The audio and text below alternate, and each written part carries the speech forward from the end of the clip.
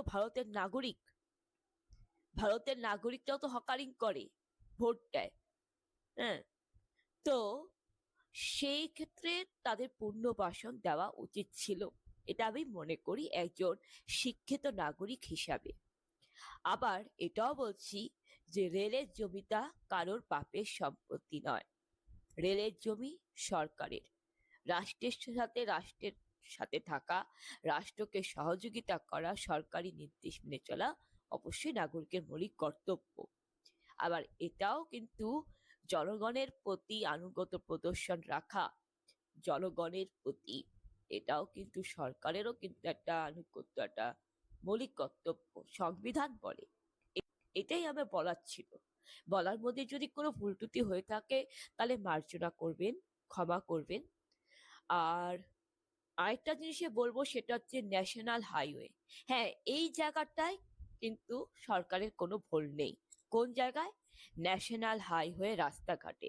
রাস্তাঘাট হচ্ছে সরকারি জমি, সরকারি এলাকা। রাস্তাঘাটে কি থাকবে?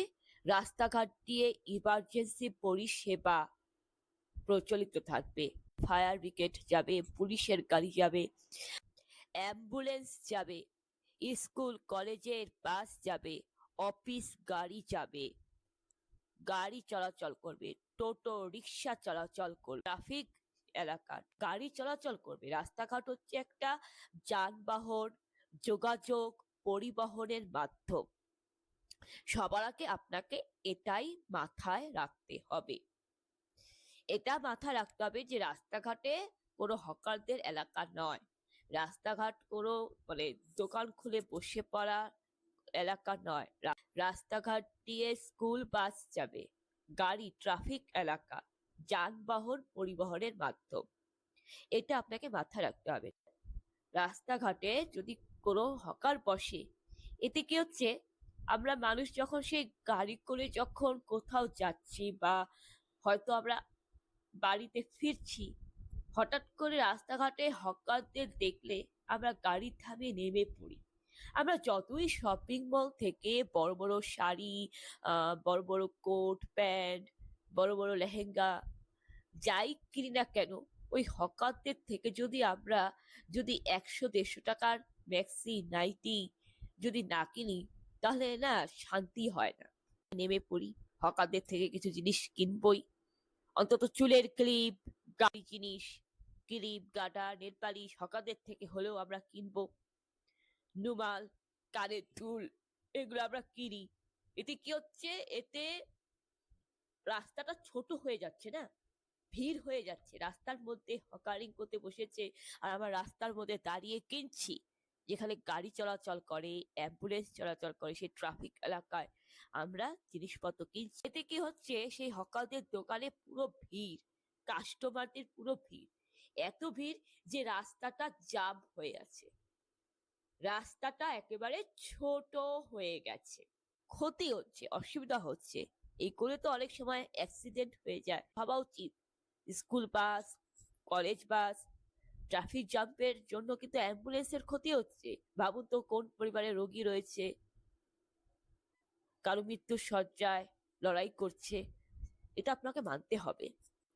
বুঝতে হবে যে রাস্তাঘাট হচ্ছে একটা জরুরি পরিষেবার মাধ্যম। ওখান দিয়ে অ্যাম্বুলেন্স যাবে, বাস যাবে, গাড়ি চলাচল করবে। হচ্ছে 3 নম্বর পয়েন্ট। তবে রেলের জমিতে যেটা বলা হয়েছে সেটা একেবারে ঠিক। তবে রেলের জমিতে বলবো যে হকারদের পুনর্বাসন দিলে ভালো হতো। এটাও ঠিক, হকারদের কথাও মাথায় রাখতে হবে। হকাররাও গরিব, হকাররাও দরিদ্র, কিন্তু সব হকাররা কিন্তু দরিদ্র নয়। কারণ হকাররা যেভাবে মাসে মাসে ইনকাম করে, বছরে কত ইনকাম হচ্ছে ভাবুন তো।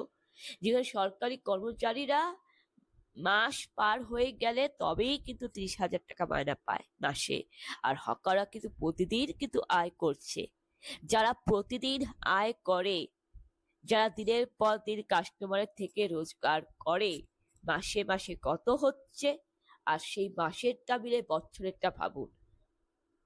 সরকারি চাকরি দেখলেই যে সে ধনী হয়ে গেল আর হকার দেখলে সে গরিব হয়ে গেল, এমন তো কথা নয়।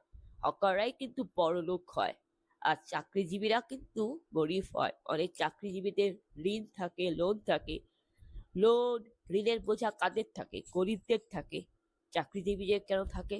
এটা আপনার মাথায় রাখবেন। ঠিক যে হকারদের পরিবারে তো বউ রয়েছে, হকারদের বাড়িতে তো মেয়ে রয়েছে।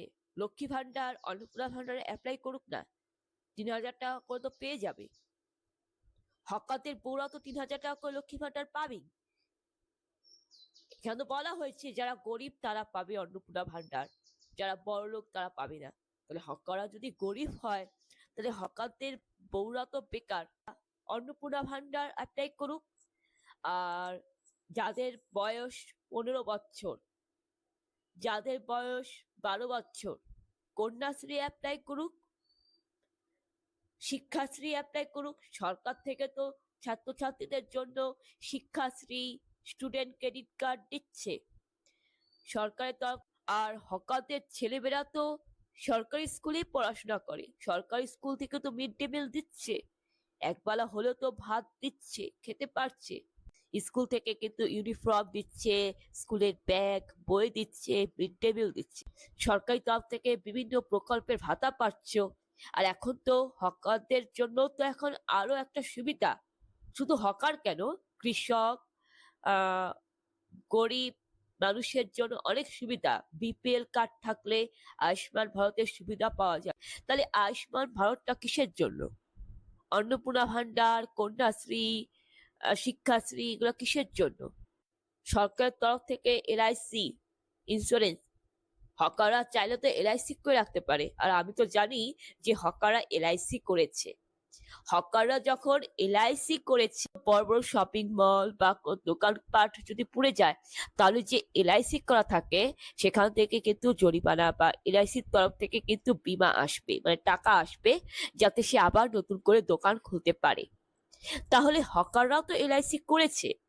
হকার উচ্ছেদ যখন হয়ে যাচ্ছে, হকারদের যখন এত ক্ষতি হচ্ছে, তাহলে এলআইসি তো আছে, সে টাকা দিয়ে তো তারা হকারির কাজ আবার শুরু করতে পারে। তাহলে বেকার বেকার চিন্তা করা হচ্ছে না। এদিকে আপনাদের এটাও তো ভাবতে হবে যে রাস্তাঘাটে ট্রাফিক জ্যাম, গাড়ি চলাচল করতে পারে না, আমরা মানুষরা ফুটপাথ দিয়ে হেঁটে যেতে পারি না, অ্যাম্বুলেন্স পর্যন্ত দাঁড়িয়ে থাকে ট্রাফিক জ্যামে। ভাবুন তো, ন্যাশনাল হাইওয়ে, যোগাযোগ পরিবহনের মাধ্যম, পরিবেশ পরিষ্কার পরিচ্ছন্নতা, এটা মাথায় রাখতে হবে। সরকারের তরফ থেকে এটাও ভাবা উচিত ছিল যে একটা পুনর্বাসন দেওয়া উচিত ছিল, একটা আলাদা জায়গা দেওয়া উচিত ছিল, কারণ হকাররাও কিন্তু দেশের নাগরিক, সরকারকে ভোট দেয়। এইভাবেই ভাবতে হবে। রাইট টু ইকুয়ালিটি, এখানে দোষটা দুজনেরই, দুই তরফ থেকে দোষ, সরকারের যেমন দোষ রয়েছে, হকারদেরও দোষ রয়েছে। এটাই আপনি মাথায় রাখবেন। সচেতন নাগরিক হন, সচেতন নাগরিক হয়ে উঠুন, আমার এটাই বলার ছিল। তো আপনারা ভালো থাকবেন, সুস্থ থাকবেন। সবাইকে নমস্কার, জয় যিশু।